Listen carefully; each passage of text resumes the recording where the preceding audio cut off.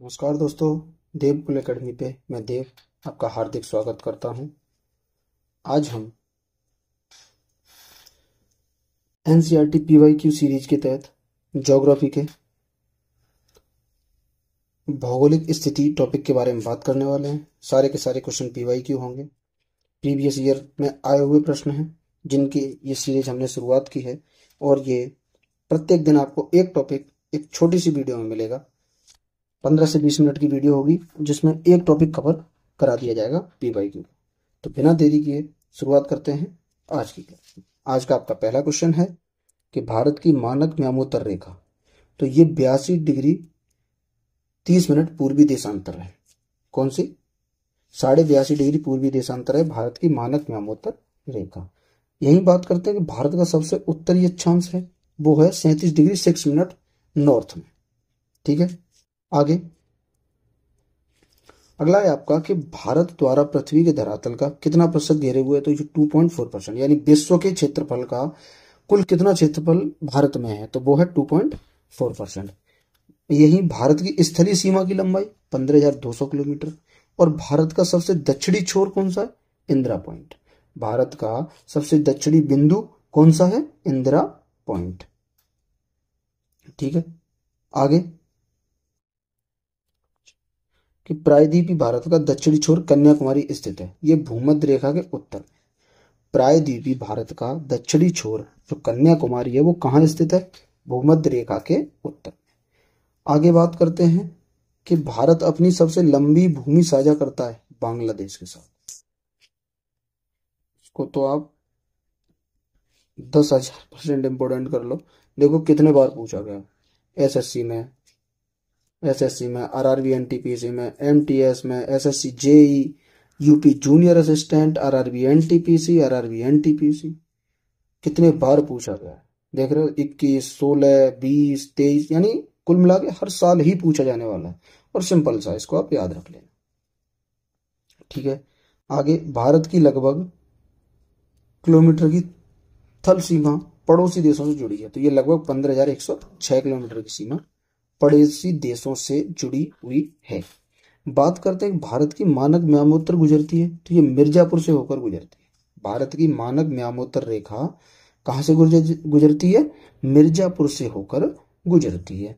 भारत का सबसे ठंडा आवासीय स्थान वो है द्रास। भारत का सबसे ठंडा आवासीय स्थान कौन सा है? द्रास। बात करते हैं कि एकमात्र भारतीय राज्य जिसकी सीमा सिक्किम राज्य से जुड़ी हुई है, तो वो है पश्चिम बंगाल। एकमात्र भारतीय राज्य जिसकी सीमा सिक्किम राज्य से जुड़ी हुई है वो है पश्चिम बंगाल। अच्छा, अब बात करते हैं कि राजस्थान का भौगोलिक और सांस्कृतिक विस्तार। जो राजस्थान है उसका भौगोलिक और सांस्कृतिक विस्तार ये काठियावाड़ प्रायद्वीप में है। काठियावाड़ प्रायद्वीप में। अब भारत की सबसे लंबी मुख्य भूमि तट रेखा ये गुजरात राज्य में। भारत की सबसे लंबी मुख्य भूमि तट रेखा कहाँ है? गुजरात में। ठीक है, बात करते हैं कि वह जल संधि जो अंडमान और निकोबार द्वीप समूह को अलग करती है, तो वो 10 डिग्री चैनल। ठीक है, याद रखना, बहुत इंपॉर्टेंट है। वो यहाँ बॉक्स में देखने से ही आपको पता चल रहा होगा कि ये कितने एग्जामों में पूछा गया है। बार बार आने वाला प्रश्न है। तो इसको याद रखना कि वह जल संधि जो अंडमान और निकोबार द्वीप समूह को अलग करती है वो कौन सी है? 10 डिग्री चैनल। आगे, वह राज्य जिसकी सीमा सबसे अधिक राज्यों या केंद्र शासित प्रदेशों से जुड़ी है वो है आपका उत्तर प्रदेश। उत्तर प्रदेश राज्य की सीमा सबसे ज्यादा राज्यों या केंद्र शासित प्रदेशों से लगती है। अब बात करते हैं कि क्षेत्रफल की दृष्टि से भारत का सबसे छोटा केंद्र शासित प्रदेश, तो वो है आपका लक्षद्वीप। क्षेत्रफल की दृष्टि से भारत का सबसे छोटा केंद्र शासित प्रदेश कौन सा है? वो है आपका लक्षद्वीप। ठीक है, आगे केरल से गुजरने वाले अक्षांश किससे भी गुजरते हैं? तो ये तमिलनाडु से भी गुजरते हैं। जो अक्षांश केरल से गुजरते हैं वो तमिलनाडु से भी होकर गुजरते हैं। अब भारत का सबसे पूर्वी राज्य वो है आपका अरुणाचल प्रदेश। भारत का सबसे पूर्वी राज्य कौन सा है? अरुणाचल प्रदेश। भारत की मुख्य भूमि का सबसे दक्षिणी छोर वो कन्याकुमारी। भारत की मुख्य भूमि का सबसे दक्षिणी छोर है वो आपका कौन सा है? कन्याकुमारी है। ठीक है, अब बात करते हैं कि भारत को कितने भौगोलिक क्षेत्रों में बांटा गया है? तो इसे 6 भौगोलिक क्षेत्रों में बांटा गया है। भारत को कुल कितने भौगोलिक क्षेत्रों में बांटा गया है? तो भारत को कुल 6 भौगोलिक क्षेत्रों में बांटा गया है। भारतीय भूमि को लगभग 2 बराबर हिस्सों में विभाजित करती है कर्क रेखा।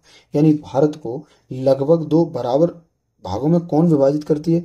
तो वो करती है आपकी कर्क रेखा। और ये कहाँ है? 23.5 डिग्री उत्तरी अक्षांश में है कर्क रेखा।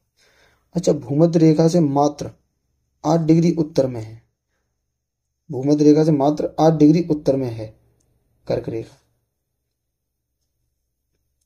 8 डिग्री उत्तर में। ये मिस्टेक है इस प्रश्न में, ठीक है, इसको मत करना, इसको छोड़ दो, इसमें कुछ ना कुछ डाटा मिस्टेक है, ठीक है। अगला देखते हैं, इसको काट दो।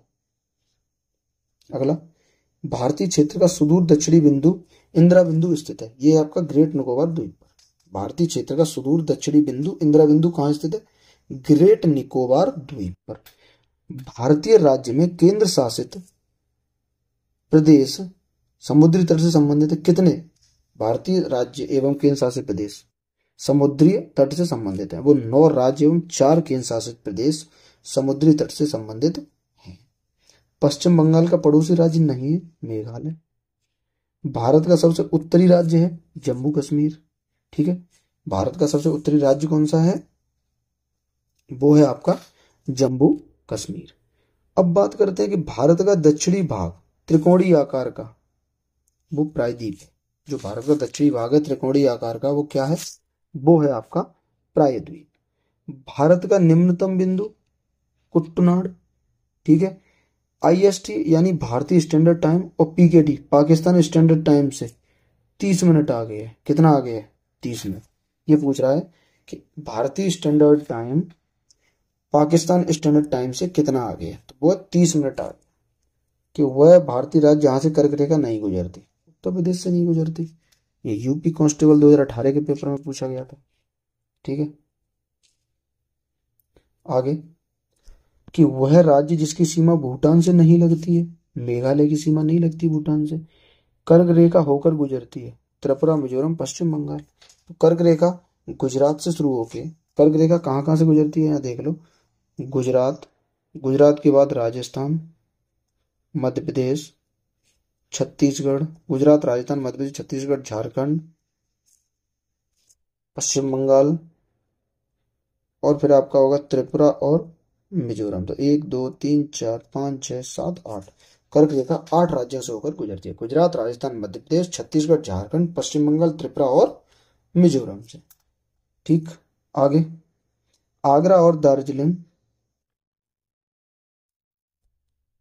आगरा और दार्जिलिंग एक ही अक्षांश पर स्थित, किंतु जनवरी में आगरा का तापमान 16 डिग्री सेल्सियस तथा दार्जिलिंग का होता है 4 डिग्री सेल्सियस।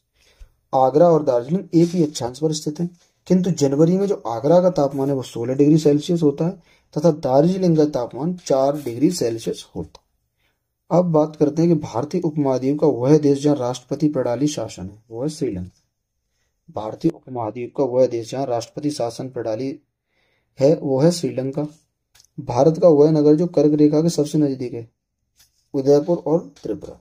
उदयपुर, त्रिपुरा, त्रिपुरा का उदयपुर नगर है जो कर्क रेखा के सबके नजदीक है। वह भारतीय राज्य जो कर्क रेखा के उत्तर में स्थित है, वो है आपका मणिपुर। वह भारतीय राज्य जो कर्क रेखा के उत्तर में स्थित है, वो है मणिपुर।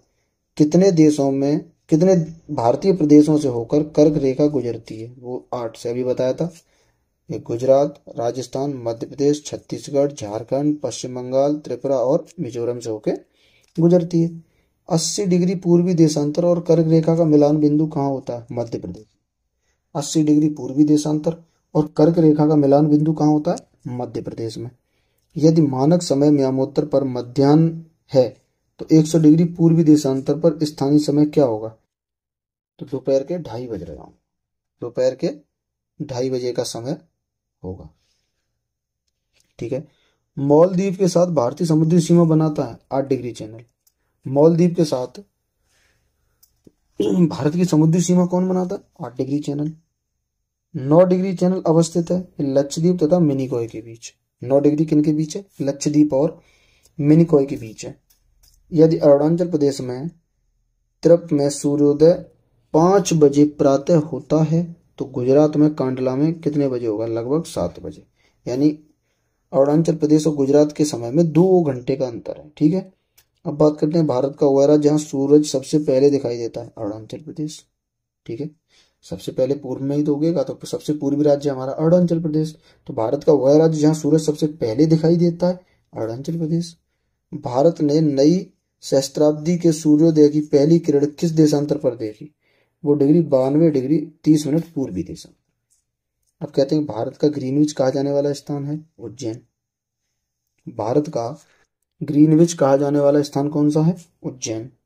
रेड क्लिफ लाइन सीमा निर्धारित करती है भारत एवं पाकिस्तान के बीच, और मैकमोहन भारत और चीन के बीच। यही बात करते हैं डूरंट लाइन किसके साथ सीमा निर्धारित करती है? तो ये करती है आपकी अफगानिस्तान के साथ। डूरंट किसके साथ करती है? अफगानिस्तान के साथ। सूर्य की अनुलंबित किरणें कभी नहीं प्राप्त होंगी श्रीनगर को। सूर्य की जो अनुलंबित किरणें हैं वो श्रीनगर को कभी प्राप्त नहीं। आगे बात करते हैं भारत का प्राचीनतम भाग है दक्कन का पठार। कर्क रेखा भारत के कितने राज्यों से होकर गुजरती है? तो छत्तीसगढ़ से। किस राज्य से? छत्तीसगढ़ से गुजरती है। कर्क रेखा 23.5 डिग्री उत्तरी अक्षांश ये भारत के छत्तीसगढ़ से होकर गुजरती है। ठीक है, LAC वास्तविक संख्या, वास्तविक नियंत्रण रेखा भारत और के बीच है चीन के। LAC किसके बीच है? भारत और चीन के बीच। अच्छा, भारतीय राज्य को माझा, दोआब और मालवा क्षेत्र में बांटा गया। किसे? पंजाब को। किस भारतीय राज्य को माझा, दोआब और मालवा क्षेत्र में बांटा गया? बांटा गया है पंजाब को। भारत पृथ्वी के किस गोलार्ध में स्थित है? तो ये उत्तरी गोलार्ध में स्थित है। भारत के पश्चिम बिंदु का नाम क्या है? गौरमोती। भारत के सुदूर पूर्वी बिंदु का नाम क्या है? किविथू। ठीक है, पश्चिमी बिंदु का गौरमोती और पूर्वी बिंदु का है किविथू। किस शहर भारत के मुख्य भूभाग के सुदूर दक्षिणी सिरे पर से सबसे दूर है? कौन सा शहर भारत के मुख्य भूभाग के सुदूर दक्षिणी सिरे से बहुत दूर है? वो है नांदेड़। भारत को भूकंप क्षेत्रों में विभाजित किया गया। कितने में? 4। भारत को कितने भूकंप क्षेत्रों में विभाजित किया गया? तो 4 भूकंप क्षेत्रों में विभाजित किया गया है। भारत का क्षेत्रफल लगभग कितना? 3,32,287 किलोमीटर, 32,87,263 वर्ग किलोमीटर है। ठीक है, कुल क्षेत्रफल के संदर्भ में विश्व में सबसे बड़े देशों में भारत का स्थान कौन सा है? 7वां। क्षेत्रफल की दृष्टि से भारत का कौन सा स्थान है? वो है 7वां। और भारत के उत्तर में स्थित है भूमध्य रेखा। भारत के उत्तर में स्थित है भूमध्य रेखा। तो ये आज छोटी सी वीडियो में हमने टॉपिक कवर किया है भौगोलिक स्थिति। ठीक है, भारत का जो भूगोल है उसकी भौगोल सामान्य परिचय में हमने भौगोलिक स्थिति टॉपिक कवर किया। ऐसे ही छोटे छोटे टॉपिक के जरिए पूरी ज्योग्राफी के PYQ आपको मेरे चैनल के माध्यम से मिलेंगे। तो देवकुल एकेडमी को आप सब्सक्राइब करें और ज़्यादा से ज़्यादा लोगों तक शेयर करें। हर सब्जेक्ट के PYQ, हर टॉपिक को 10 से 15 मिनट में कवर कराया जाएगा और सारे के सारे PYQ क्लियर कराए जाएंगे। ठीक है, तो तब तक के लिए मिलते हैं अगली वीडियो में। तब तक के लिए धन्यवाद। पढ़ते रहिए, मुस्कुराते रहिए और लगातार अपनी मेहनत में रहिए ताकि अपने लक्ष्य को प्राप्त कर सकें। धन्यवाद।